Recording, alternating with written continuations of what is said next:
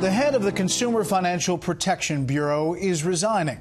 Appointed by President Obama in 2011, Richard Cordray has been, depending on your point of view, either a champion of ordinary Americans against predatory lending, excessive fees, and other ills of the financial services industry, or a bureaucratic tyrant with more power than anyone in Washington since the days of J. Edgar Hoover. Chief Washington correspondent James Rosen is here with more, including where Cordray may be headed next. Good evening, James. Brett, good evening. President Trump now has an opportunity to recast the entire orientation of an Obama-era agency that banks and other financial industry players have feared and loathed for 7 years. In a memo to staff, Director Cordray announced he will leave by month's end. He gave no reason, but he has for months been eyeing a possible run for governor in Ohio, where he lost a race for Attorney General the year before he was tapped to run CFPB.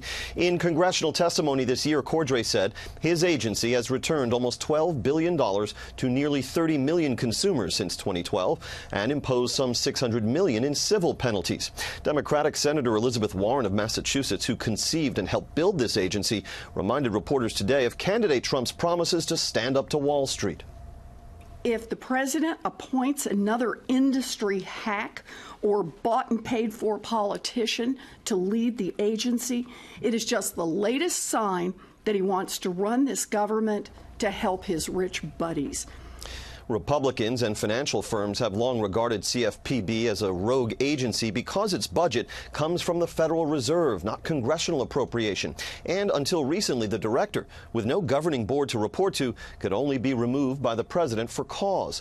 Last year, however, a 3-judge panel of the D.C. Circuit Court of Appeals ruled the agency's structure is unconstitutional and held that the director can be removed by the president with or without cause.